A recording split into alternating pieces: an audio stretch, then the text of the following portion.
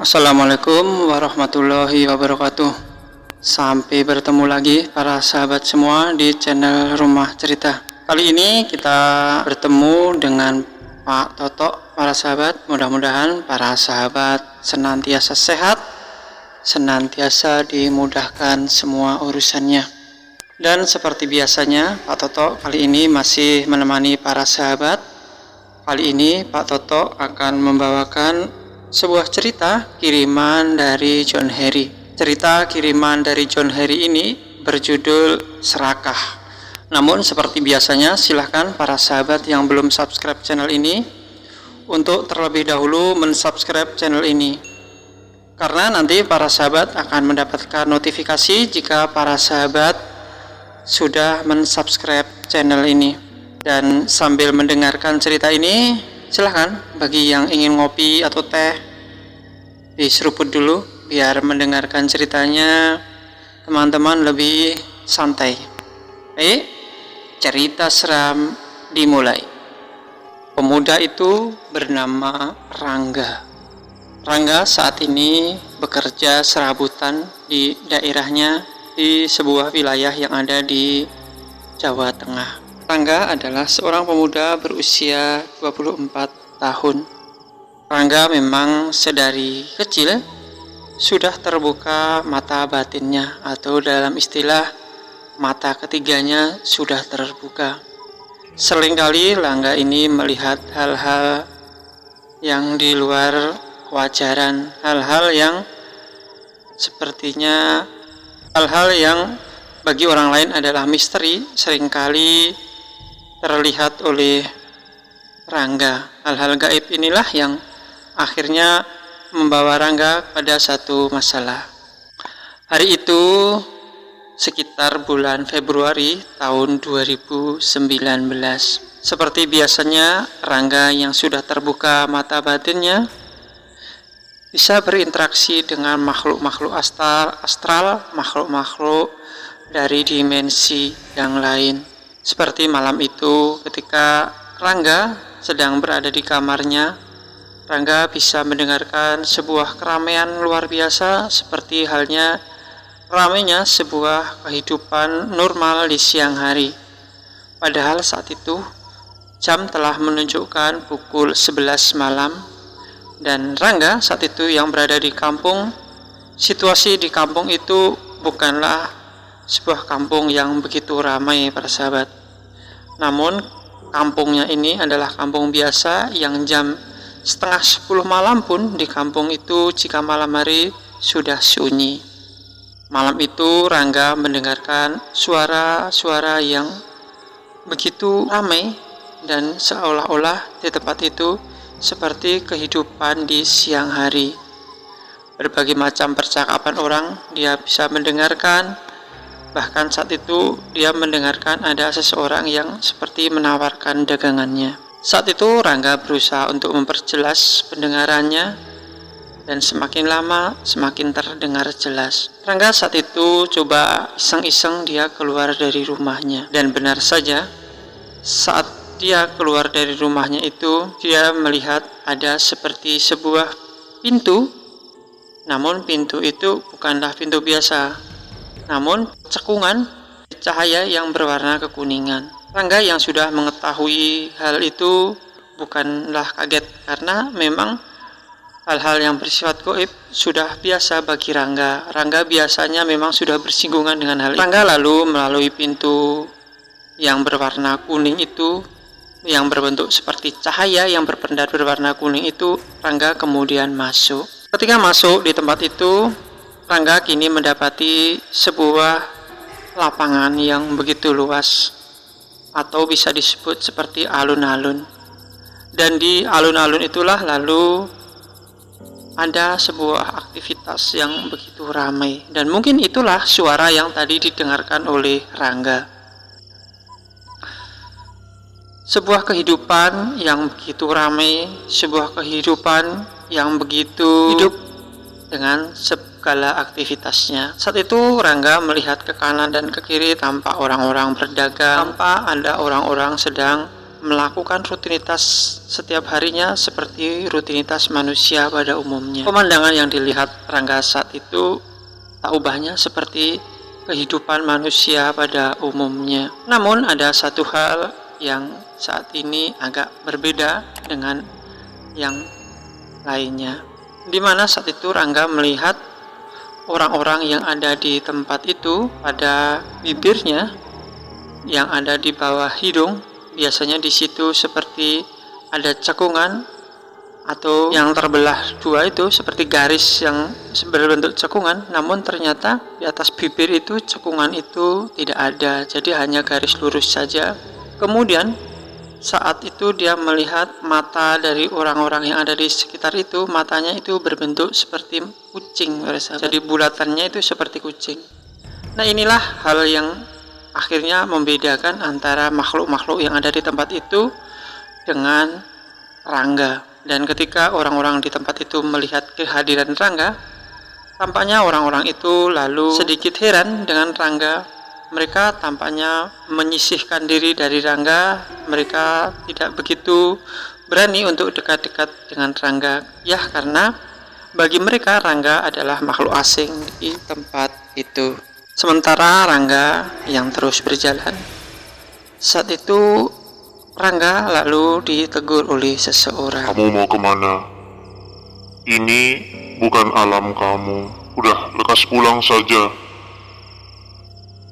kata orang itu kepada Rangga. Orang itu rupanya berusaha meminta Rangga untuk pulang. Namun Rangga saat itu hanya berkata, saya ingin berputar-putar sejenak di tempat ini.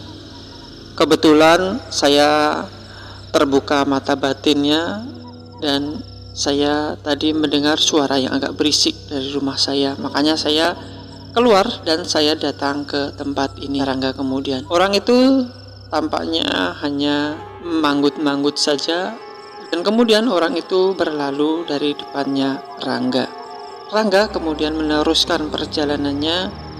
Dia mencoba untuk berputar-putar di alun-alun itu. Saat itu Rangga melihat satu keramaian luar biasa, dan saat itu ada satu hal yang agak aneh untuk Rangga. Ada berbagai macam hiburan di tempat itu, dan ternyata itu gratis, tidak harus berbayar. Dan ketika itu Rangga diberikan sejumlah uang oleh orang yang ada di tempat itu. Rangga pun kemudian memang mengambil uang itu secukupnya. Saat itu uang yang ada di tempat itu berbentuk rupiah, dan saat itu Rangga mengambil uang sekitar 3 lembar 100 ribuan, dan uang itu lalu dipakai oleh Rangga untuk berbelanja. Hal itu ternyata berulang beberapa kali. Sampai pada akhirnya Rangga mengutarakan kepada ayahnya tentang apa yang dialami itu. Ayahnya yang saat itu bernama Pak Bardi, yang usianya 56 tahun, tampaknya tidak percaya dengan apa yang dikatakan oleh Rangga. Kamu ada-ada saja. Sudah, kalau begitu nanti malam bapak aja. Bangunin ya nanti malam, kata Pak Bardi kepada Rangga. Iya Pak, nanti malam tak bangunin. Jam 11 ya, kalau bisa sih bapak jangan tidur dulu Pak, nanti jam 11 malam langsung Rangga ajak, kata Rangga kepada Pak Bardi ayahnya. Malam itu Rangga dan Pak Bardi terus menunggu sampai jam menunjukkan pukul 11 malam, dan belum sampai jam 11 malam, baru jam setengah 11, ternyata suara-suara itu sudah muncul lagi. Rangga lalu berkata kepada Pak Bardi, ya, itu Rangga sudah mendengarkan ya. Ayah mendengarkan gak suara ribut-ribut itu? Kata Rangga kepada Pak Bardi ayahnya. Rupanya apa yang didengar oleh Rangga ini tidak bisa didengar oleh Pak Bardi. Rangga kemudian teringat dengan pesan dari makhluk-makhluk gaib yang ada di tempat itu, bahwa dengan bacaan dan amalan-amalan tertentu maka orang bisa masuk ke tempat itu. Kalau nanti kalau ayah ajak Rangga masuk ke tempat itu, tolong ayah ikutin kata-kata Rangga ya. Ayah jangan pernah melanggar apa yang Rangga bilang nanti, karena ayah akan tahu sendiri akibatnya ya. Ini bahaya ya, kata Rangga kepada Pak Bardi. Iya tenang saja, apaan sih? Takut amat kamu, kata Pak Bardi. Begini ya, di tempat itu ada banyak kekayaan yang melimpah ruah. Tolong ayah jangan mengambil ya kalau memang ayah tidak diberikan oleh mereka. Dan jika diberikan dan persyaratannya itu tidak enak juga tolong jangan ayah ambil. Ini hanya hiburan semata saja ya, jangan sampai kita terhanyut dengan situasi yang ada di sana. Ini kita diuji ya keimanan kita ya, kata Rangga. Iya, tenang saja ayah nih, ayah juga nggak percaya sama kamu kok. Ayah ini kan pengen nyoba-nyoba saja, anak ayah ini benar atau tidak, jangan-jangan anak ayah ini pembohong, kata Pak Bardi. Rangga kemudian menempelkan telunjuknya di kening Pak Bardi. Ya sebentar ya, Rangga mau membuka mata hati ayah dulu biar ayah bisa melihat situasi di alam itu. Dan tak lama kemudian Rangga kemudian membaca mantra-mantra atau rapalan tertentu sambil menyentuh kening Pak Bardi dengan jari telunjuknya. Dan 5 menit kemudian Pak Bardi pun kemudian bisa mendengar suara-suara yang tadi tidak didengarnya. Suara-suara yang tadi hanya didengar oleh Rangga. Duh, ini suara apa nak? Ayah mendengarkan suara yang begitu ramai, kata Pak Bardi. Ya ini ya yang Rangga maksud, suara-suara inilah yang akan kita datangi nanti. Tapi ingat, ayah harus tepati janji ayah untuk tidak macam-macam. Nanti ayah sendiri yang akan menanggung risikonya ya kalau ayah macam-macam, kata Rangga. Iya, ayo kita ke sana, kata Pak Bardi. Dan ketika mereka keluar dari pintu rumahnya, saat itu Pak Bardi begitu terheran-heran ketika melihat ada semacam gerbang, namun gerbang itu hanya seperti cahaya berwarna kuning. Apa itu nak? Kayaknya itu sebuah pintu ya, kata Pak Bardi kepada Rangga. Itu gerbangnya ya, jadi kita masuk nanti lewat gerbang itu untuk ke alam gaib. Rangga lalu menuntun Pak Bardi dan tiba-tiba mereka telah memasuki gerbang itu.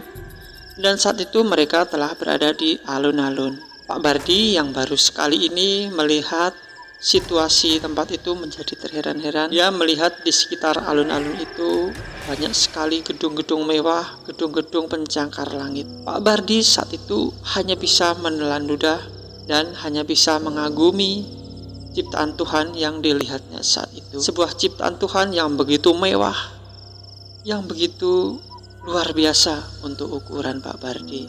Sebuah bangunan yang di situ sepertinya banyak terbuat dari emas berwarna kuning, dan di situ juga dia melihat penduduk atau warga yang ada di tempat itu berlalu lalang dengan mengendarai mobil-mobil mewah. Pakaian-pakaian yang mereka kenakan juga pakaian-pakaian mahal yang begitu mewah. Perhiasan yang mereka kenakan pun perhiasan yang begitu mahal. Dan Pak Bardi lalu diajak oleh Rangga. Ya ini kalau kita mau belanja ini ada uang yang kita bisa ambil ya di sini ya. Pak Bardi lalu mengambil uang itu sejumlah sekitar 15 lembar. Rangga juga mengambil sekitar 3 lembar saja. Mereka lalu membelanjakan uang itu di tempat itu. Aneka macam makanan, aneka macam pakaian bisa mereka beli di tempat itu. Dan hari itu mereka kembali ke rumahnya dengan membawa belanjaan mereka.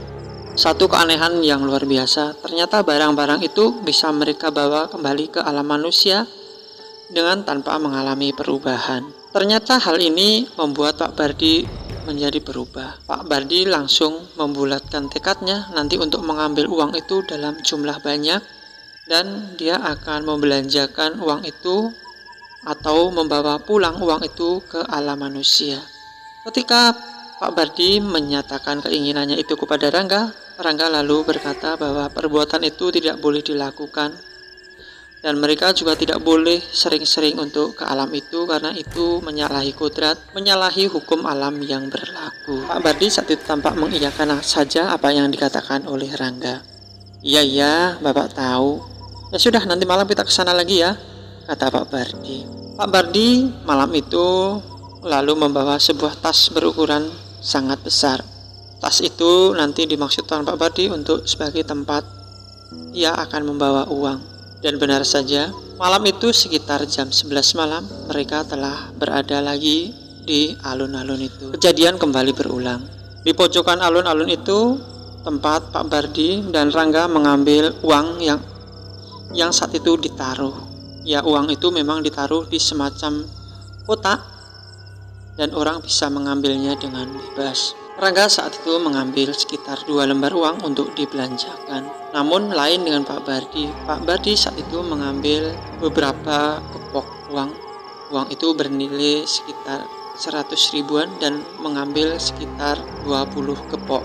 Jadi uang yang diambil Pak Bardi saat itu sekitar 200 juta. Uang itu lalu tanpa sepengetahuan Rangga dimasukkan ke dalam tas milik Pak Bardi.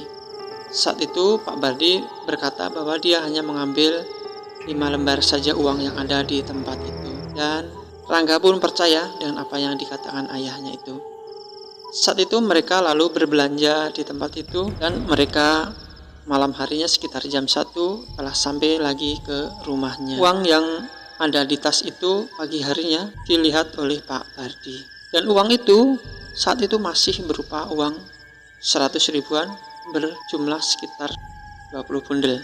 Oleh Pak Bardi, uang itu lalu dibelikan sebuah sepeda motor dan dia membeli sebidang sawah seharga 80 juta dan uang sisanya disimpan oleh Pak Bardi. Rangga saat itu menjadi terheran-heran dengan apa yang dilakukan ayahnya.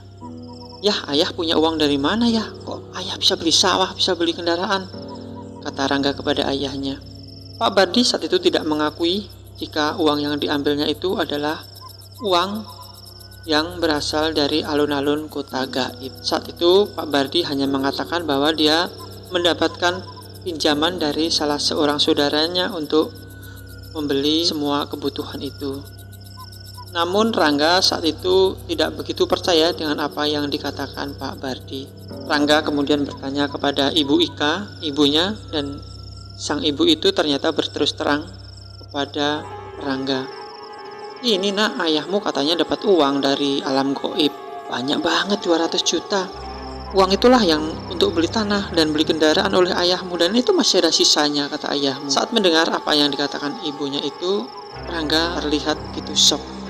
Rangga sangat kecewa dengan ayahnya yang tak bisa menjaga amanah. Rangga saat itu hanya menggeleng-gelengkan kepalanya saja dan dia tidak percaya bahwa ayahnya tega melakukan semua itu. Pak Bardi memang tidak tahu apa akibatnya, tapi bagi Rangga dia tahu apa akibat dari perbuatan itu.